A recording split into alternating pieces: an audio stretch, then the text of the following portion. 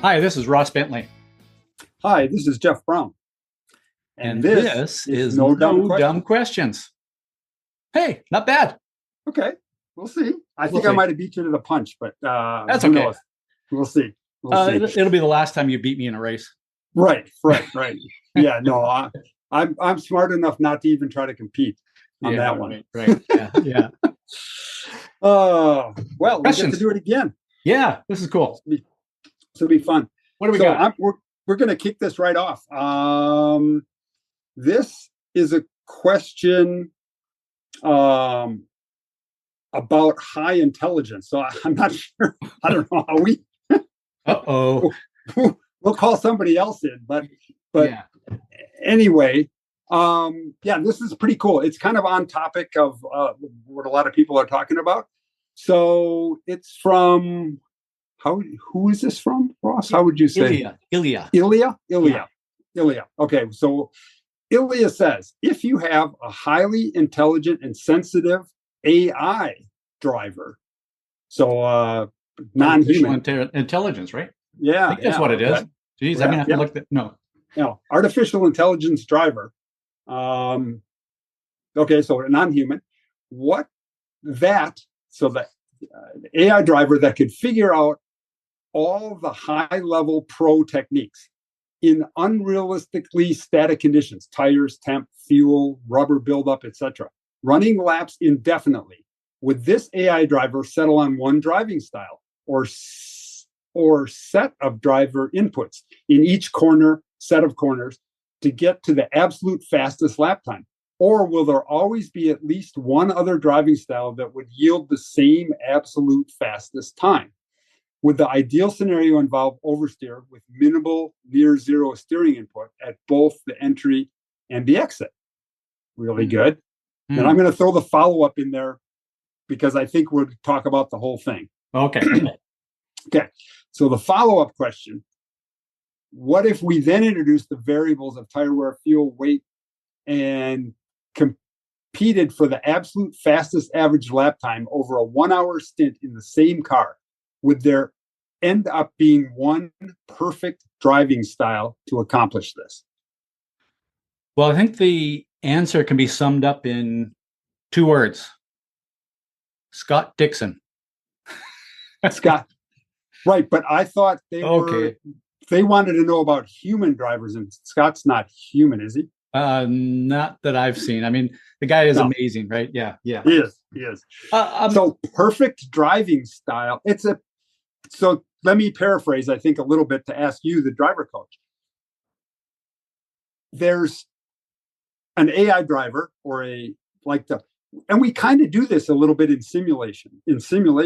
Yeah. We run a simulation of a setup from an engineering standpoint, and it drives around the racetrack and gives us a lap time, and it gives us some data. And then we change the rear wing angle or something and hit go, and it runs it through the computer. But that driver inside the computer is like a perfect driver or an AI driver or whatever. And we can't describe his driving style, but the controls are manipulated by the simulation in the best possible way to get the best possible lap time. Is that realistic with humans?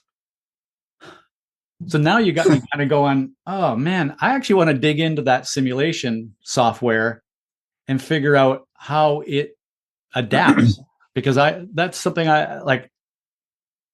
Yeah, I would be really curious to be able to dig into that software and see, does it adapt? Because like as I first heard the question and kind of read it here, I started thinking about, first of all, I don't think there is a perfect driving style because a style that works in one corner is unlikely to be the exact same style that's going to work in a different corner. Like different corners require different styles. Then throw in all the other variables of different cars, all of that. I mean, Scott Dixon driving an Indy car, how would he do in a Formula One car? I actually think he'd do pretty darn well, but he would have to adapt. What makes him so good is that he can adapt. He adapts. I think a guy like Dixon adapts better than most all other drivers. And that's what makes him so good. So, when I kind of think about this question, I'm going, is the AI driver smart enough? Is the artificial intelligence intelligent enough to know that, okay, this corner requires, for example, an earlier brake release. This corner requires, a lighter, longer brake, and balancing the car to keep the car maximum grip for this fast flowing corner. But in this tight hairpin corner, is it going to trail brake a little bit more to try to rotate the car more purposefully? Is it going to change the rate of steering? Some corners you have to come in and you want to kind of gradually build up the cornering force, whereas other corners you want to come in there and kind of fairly crisp, hard, quick turn of the steering wheel. And the best drivers do all of those things. And I would say that most of them don't know that they're doing that. And I don't mean that in a bad way, but they just do it because that's what works. And so, I've been reading a ton about AI. I think that I launched this speedsecrets.ai thing. Yep. So I've been reading all these books about AI and OpenAI and ChatGPT and all this stuff. And there's a really, really cool book called Impromptu by Reid Hoffman, who is one of the founders of LinkedIn and an early investor in all this AI stuff. And he wrote a book, and his co-author is ChatGPT. Huh. So he would think about something that he wanted to write about and ask it, and then would just put in whatever ChatGPT came back with. Wow. The thing that I've learned about AI is that you have to train it. If you just if you just type in, tell me, is turn 7 at Road Atlanta late apex corner. It may not know that, but if you keep asking more questions, just like you would in a regular conversation with two people, it kind of learns more, and then it starts to zero in on what you really want. And so that's the part that I find really interesting, and I would like to know more. And maybe more. Well, I know you know more than I do about the whole simulation stuff. And does the AI driver in simulation software, will it adapt, and will it go, that didn't rotate the car or change direction enough, so I'm going to do something different with my driving next lap around, or hey, that corner requires trail braking in that corner just upset the car, so I'm going to come off the brakes earlier there. Does it learn that? I think it's simpler than that, even, I think. And I'm talking about what I know about. Formula One could be way off in the distance on what they're doing. But like when we do a lap simulation, so most people are familiar with what we call the DIL, which is the driver in the loop simulator. It's a driver sitting in a cockpit with a screen, and he's driving in like a flight simulator, very high dollar simulator. We also do lap simulations where we just do setups and we hit a button and it does a lap of the track. That AI driver is basically takes the tire model, which we have, which shows you with the downforce and the lateral loads and the steering angle and the camber angle, where the maximum grip is.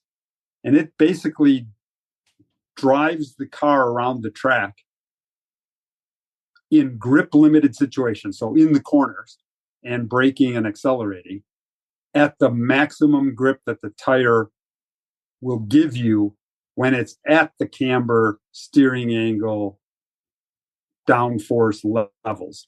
So it drives it it's the quote perfect driver, the driver that always has the tire at its maximum, making its maximum grip. You and I have talked about that tire curve all the time. The simulator, the lap simulator driver drives it with the dot at the very peak of the curve all the time. And so it's usually faster than the real driver. because the real driver can't do that. It doesn't learn, like, as in the question, what happens about variables, tire wear, fuel, weight, all of that kind of stuff. It doesn't learn that unless you tell the simulation, okay, now we're low on fuel. So you type in that the car now weighs 100 pounds less than it did the last time you pushed go on the button. Then it will drive it around using that, but it won't adapt lap over lap. Some of the driver in the loop simulators can do that, where it's just like, okay, we're going to burn fuel off. We're going to degrade tires at a certain specific rate that you can put in. So I think what's interesting is your driving style, the perfect driving style would change, right? Yeah. I mean, it would change from full tanks, brand new tires to the end of a stint. The best driving style, let's call it, wouldn't Scott Dixon wouldn't drive the same on lap 1 of a new tire run as he would on lap 30 when he's about ready to pit, would he? Yeah. And going to the tire slip traction trace. Yeah. But that, if you do the wrong thing as a driver, you could actually lower that whole curve. Like you're saying the tire has X amount of grip. Right. But if I upset the balance of the car, because it's not just one tire, it's a combination of 4 tires. So I could, and really the performance is it not the average, or not the average, but it's a combination of those 4 tires. So if I come into the corner and I, as an example, I just stab the brake pedal, pop my foot off the brake pedal, crank the steering wheel, the car is all upset. And now I'm going to say the combination of all 4 tires, that overall grip level has been reduced. Right. So that's where, that's an extreme of a very bad driving style. Yeah. But the best drivers, again, there are some corners where you will sacrifice a little bit of ultimate grip to get the car to change directions. And that's where the lap simulation that's why lap simulation is limited to some basic setup stuff. Like, you're at a track, Road America. Should we trim it out? Because it's got some long straightaways, but there's some high-speed corners. I don't know. So you run through your whole wing levels. The driver's going to drive the same. That's a non-variable. And you get some trends. But what you just said is, okay, maybe we give the driver low downforce and he drives the corners now differently to make up for that. Yeah. And we give him now high downforce and he brakes a little differently now because he has better braking because of the higher downforce. And so maybe it's not as clear cut when you drive the same with high downforce as low downforce, because a good driver, as you said, will adapt their driving style to the car, the fuel load, the tires, the aerodynamic balance, all of that. And I think what would be cool, I guess, no, I don't really want AI drivers. I don't think I want to see that. But an AI driver would have to have a human driver, right? We call it a feedback loop. Goes through a corner and he feels something and he remembers that. And the next time he gets to that corner, he does something different because of the input that he got. It's an input, an adjustment, and an output. Input, adjustment, and an output. Humans do that all the time. AI driver would have to do the same thing. You'd have to have lots of sensors for it to go, oh, I didn't get the maximum grip that time. I should have done this and this and this and this, and then adjust for the next time you got to that corner. Well, and that's maybe going to Ilya's question a little bit, is if you have a highly intelligent and sensitive AI driver, I think another factor there that could be put in that question is a constantly learning AI driver. And maybe that's part of the definition of the way AI works is, kind of like my example of, if you ask a question of like Speed Secrets AI, you ask a question, the follow-up questions are as important or maybe more important because it helps drill down. And it's the same kind of thing here is if you just plunked it in and you just did your one lap simulation, you're going to get some information, useful information, valuable information. But if you said to the simulation software, continue with these laps, just like a driver. And yeah, the best drivers that you and I see when we look at data and stuff like that is, first of all, you use Road America. We were both there recently. Yep. How a driver approaches turn 1, a fast corner, is very different than how they approach turn 5 or turn 8 or something like that, the slower corners.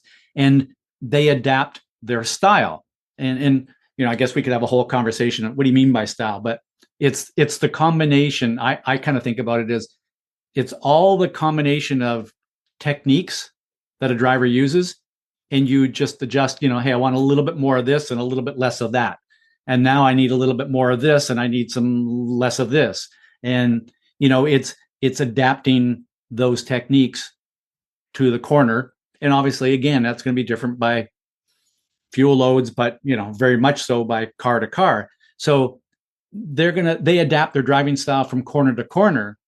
And then, as you said, as fuel loads change, as tire wear changes, as weather conditions, tire buildup, grip on the track, all of those things, all of that stuff is changing. In a way, I don't, from everything that I've researched in the last while about AI, it's capable of doing all that stuff. And I got to think that Formula One teams probably are using simulation that is doing some or all of that. I would think so. There's the AI, artificial intelligence, is kind of a broad term. I think what you described, what has been described to me back years ago when I was working at Level 5 and we had Microsoft as one of our sponsors, and they wanted to use their machine learning techniques to help the race car. And so it was a learning thing. And I guess it was a form of artificial intelligence, right? It was smart. It would take a output, learn from that output, adjust, and give a different input each time. And there's some race cars that are doing that today. They get better. They can adjust their traction control based on what it did last corner. And suddenly the next corner, it's a little bit different because it learned it let the tire slip too much or not enough or bog the car down or whatever. So there's, that machine learning is already being used. And I suppose, I don't know how, I think the interesting thing would be, how do you interact that with the human? Like if you have a human driver, how can I get like the TC, they could make it better every lap because it learned how not to make the tire slip. But I suppose, what was that thing they had, that IBM computer that played chess against Gary Kasparov, or the best guy? Yeah. Blue or whatever his name was. Yeah. Are we going to see the AI driver versus Scott Dixon someday? I'm going to vote for Scott Dixon on that. So me too. But I think what I heard you say there is when you and I are competing at an IMSA race, you have TC that's cheating. And I think I just heard you admit to that, didn't I? No, it can be done. It can be done. Well, the Formula One guys got to be doing that stuff. And I don't know what the regulations may not allow some of that stuff, but it is super easy to do that machine learning stuff. And it just, the thing with the machine learning, and I'm not an expert at it at all, but you have to program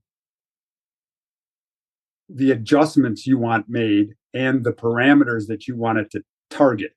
And if it doesn't hit those targets, it will know the offset, make an adjustment, and try to continually hit that target. It's most people have lambda sensors in their car, right, that do the air fuel mixture. So it reads the exhaust mixture and it goes, oh, it's too rich. And it leans out the fuel injection system. And then whatever, a tenth of a second later, it goes, oh, it's perfect now. So it holds it there until you go up a hill. And then it says, oh, it's too lean now. We need to add more gas. That's kind of rudimentary machine learning, right? It's a feedback loop. I remember reading years ago, and I don't know if it's any different now, but like autopilot on a 747, it was something like it spends 90% of the time off target. Yeah. Like it's constantly like planes go in the wrong direction, correct it, back this way, then back this way, back this way, and it hones in on that there. In a way, that is no different than driving a race car, right? Exactly. And aren't those kind of artificial intelligence things, I mean, it could get crazy if you listen to some people, Elon Musk of the world and other people talk about how it could be dangerous, but aren't the artificial intelligence designed to mimic human methods and processes? Well, how do we as humans learn? We do something, it either worked and we'll do more of that, or it didn't work and we do something a little different. And I would say that the best drivers that I've ever worked with does what you talked about, in that, from one lap to the next, they're constantly making those little adjustments. And one of the things that to this day, 180 decades later, being around this sport, it still amazes me how a driver can go through a particular corner and, they turn the steering wheel at, I don't know, you'll have some engineering term for this, how many degrees per second of rotation of the steering wheel. And, a minute and 43.6 seconds later, they arrive at that same point on the track, and they go and they adjust it a tenth of a degree, and the car responds differently. And they, the next lap they do that again. And then, while they're doing that, they're changing the way they release the brake pedal, and they come off the brake pedal, a tiny little bit sooner or later or faster, or, coming on, and they combine all those things. And I think what it is what the best race drivers do is they just have this simple goal. And the goal is, how do I go faster? Right. And they don't, it's not like they're thinking, oh, turn the steering wheel, 10.17 degree per second or anything like that. It's just, I just feel like I need to do this. And that's the thing that changes from corner to corner, lap to lap, whatever. And that's the thing that I don't know when AI can do that, or if it can do that, or and now I don't know.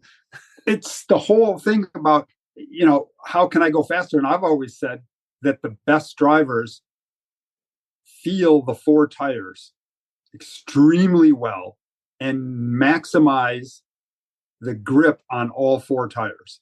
Yes. Through the controls they have, their feet, their hands, the G-forces, the rate of letting off the brake. There's rates involved, there's distance involved, there's pressures involved, there's angles involved. And they use all of that stuff to try to maximize the grip of those four tires.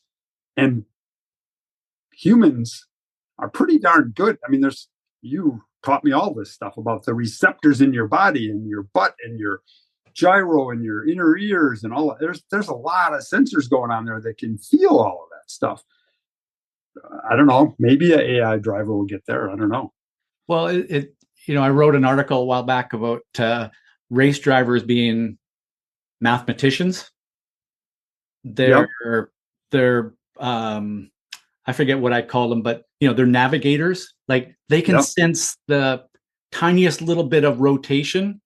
They're data analysts. They're gamblers. They know, Yeah.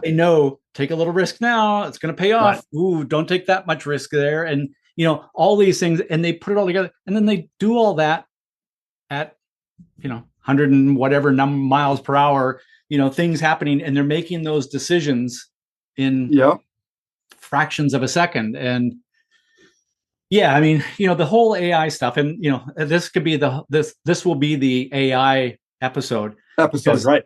Because I'm going to jump into another question. All right. That Greg from Symmetric Labs, who we know well in this sim stuff, asked us a question a little while ago, and I think it ties into all this stuff. And I want to hear your thoughts as it relates more to the strategy and how the teams operate a little bit more. But Greg asked, would love to hear your thoughts on the future of technology in motorsports, specifically around driverless race cars. Is it still racing if there isn't a human being inside the car piloting it, either through remote control or an AI pilot? Yes. So I guess it's still racing. It's different than the racing we're currently doing, I would guess. I think, and it's just probably me because I'm old, but I still think that humans like watching humans do things that they probably couldn't do, or things that they find amazing that humans can do. We watch NFL games. I don't think any of us think we could be a middle linebacker on the defense, or most of us don't. There are some guys that could. I could once. Right, one time. Right. Back. Or, we watch whatever. We love to watch humans doing amazing things. Yeah. Now, I'm not so sure that watching a human program an Indy car or write software that artificially learned all these things we just talked about tire deg and and all of that. Maybe watching humans, or understanding that a human designed all of that, and watching the race car go around the track faster than a human, maybe that would excite people. Because I just said people like watching humans do things they couldn't do. Well, I couldn't make a car go around with no driver in it that fast. But I don't think that's a sporting event. That's a technological achievement. I think we're pretty impressed that we sent, people to the moon in a rocket. That was pretty cool. But from a amazing standpoint, we did some stuff that we can't really couldn't back then comprehend.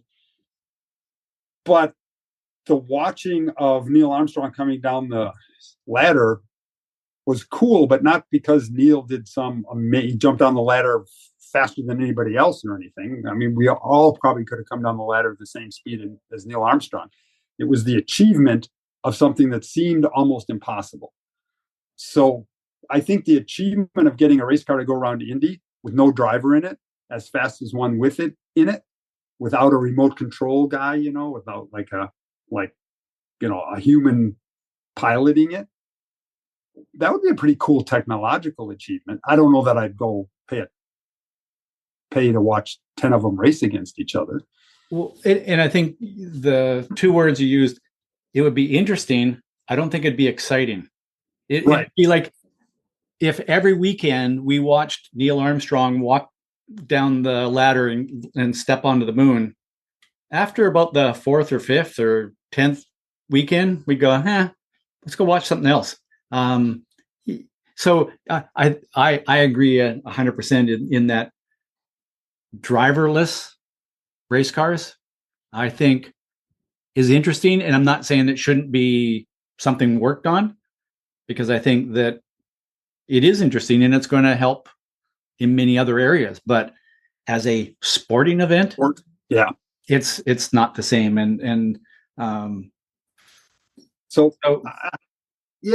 But I think where some of that technology, we all want to learn, and get better and do things better. It's like your Speed Secrets AI project. I mean, it learns, you can ask it a question, digs into all your knowledge base and gives an answer, right? And it learns, it has the artificial intelligence to dig through all of that so that I don't have to go, well, should I trail brake in a fast corner or a slow corner? I can just ask that question. Otherwise, I got to read through all your books and try to come up with an answer, which is not a bad idea too, but still, I think to me, that's where the AI stuff is going to be more interesting to help humans. I hope it doesn't just eliminate humans. I hope it helps them like that. Yeah, and one of the things in reading all this stuff about AI, one of the things that said is AI is not going to replace people. Good. People using AI is going to replace people. Yeah. So if you don't use AI, sorry, you're going to get left behind. And I got to think, and I like asking these questions because I always learn something from you about what you're doing. And, how much are race teams using AI in terms of race strategy? And again, kind of the ultimate end with the teams with the biggest budget or Formula One, we usually go there. Yep.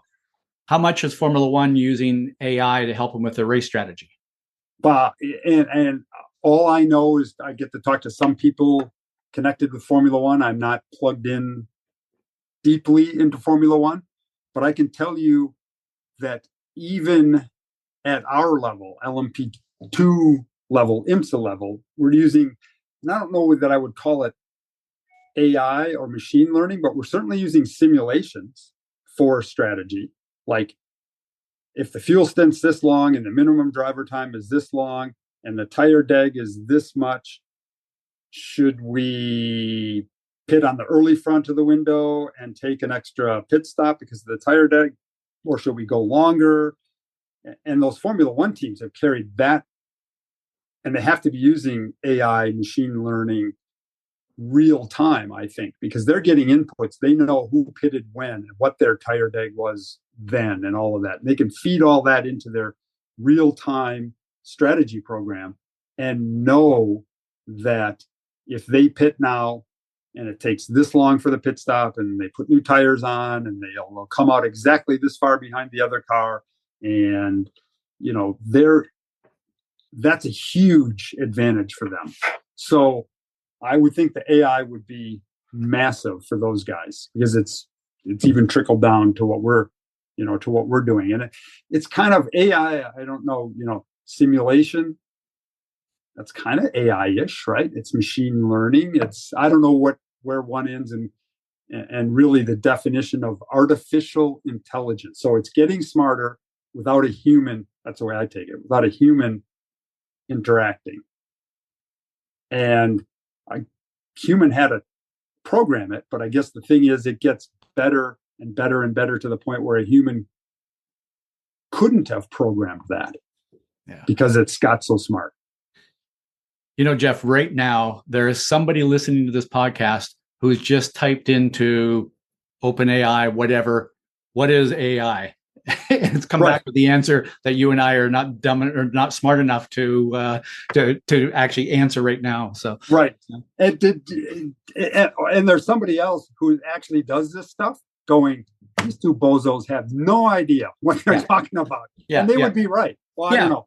They would be right about me because I don't know. I think it's really interesting because there was a time when people were this scared and nervous and about computers. Yeah. They're like, holy no, oh no, people will lose their jobs and it's going to be terrible and people won't have to think and it'll do all your stuff for you and accountants will be out of business because it'll fill out your taxes, and everybody's all panicked about a computer.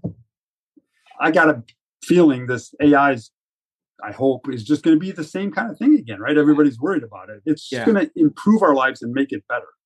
Yeah, and if there's a driver, an engineer, a race team that is not using AI in some form in the very, very, very near future, you're just going to get left behind. It's like the AI are not going to replace humans.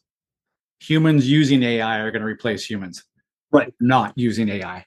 Right. So I have a good, what you did, your AI app for Speed Secrets had a huge, massive database of information that you had published, written over all your years. And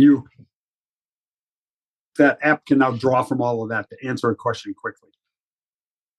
I have always done with a new race car, I've done it's just a database. Everybody's used to a database, right? And I have, every time the car's gone out on track, I have the setup. There's 100 columns, front spring, rear spring, front damper, low speed compression, everything about the car. And it's defined in one line on an Excel sheet. And then the next driver comes in, the comment is written next to that setup and the problems and what we changed, and then the comments from the driver and the setup. And it goes down for the life of that car. I mean, I have some cars I've ran 3 or 4 years, the same car, and it's 500 lines long. But I can query it by saying, when did we ever have understeer in a low speed corner on old tires? Click, and it'll show me all the times that happened. And then I can look at what the driver said and what we changed and whether it helps or not. That seems pretty antiquated by AI standards now. I should be able to just ask that. Well, I'm pretty sure there's going to be a Jeff Braun.ai sometime soon because that's essentially what I did with the driving stuff. I took every possible question, complaint, or challenge that a driver has ever had. Like, hey, I always get outbraked by other competitors, or I have a hard time maintaining focus when I'm driving, or, what do I do when my car is understeering? And I kind of put a massive, and same started with a spreadsheet, and I created this thing, a massive long list of, here's all the problems. It's kind of like going to the doctor, and I've got all these problems. And then the doctor said, well, it could be this, this, or this. And then the doctor figures it out, and the solution is do this. And right. I created that for driving. It's sort of one of my little things hidden away in my computer that I hope nobody ever gets. But all of that's been incorporated into this Speed Secrets AI. So you can ask the question, what do I do if I keep getting outbraked by somebody? Well, it comes back and it's going to say it could be this problem, could be this problem, could be this problem. And if it's this problem, do this. Do this. Yeah.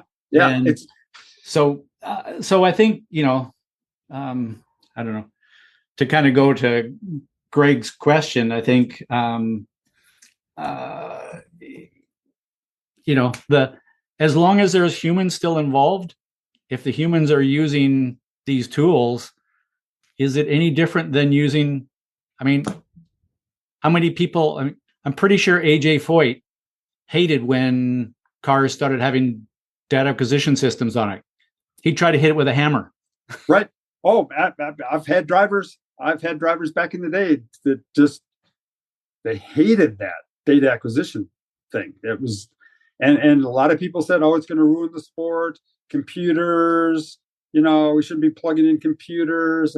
No, we have faster cars, more reliable, more, the technology is what's fun, I think. And the AI, like Greg said, I don't think I want to watch driverless cars, but he said, what about the future of technology in motorsports? I think the AI, machine learning and that kind of stuff is part of the future. The same way people sat there when there were no computers and said, it's going to be the future, computers and the data and all of that kind of stuff. So I think it's pretty cool. It reminds me, I think you and I talked about this. Carroll Smith might have come up with the first AI way to ask questions. You remember his Pocket Engineer? Yeah. You could go through, flip it, and I should dig that out. You could ask the question like, I'm understeering here, and then it would be like, it was almost like a flow chart in a little flip book. And yeah, it was AI before there was AI. And your speed secret driving AI is the same kind of thing, right? If this, then that, and this, and then that. Yeah. Which it's cool. Yeah. Yeah. Well, that's enough artificially unintelligent comments that I've got for today. Right. We are definitely, that's as intelligent as we're going to get. Actually, what we should do is we should turn this podcast. That should have been the question. Will No Dumb Questions podcast ever be done by artificial intelligence?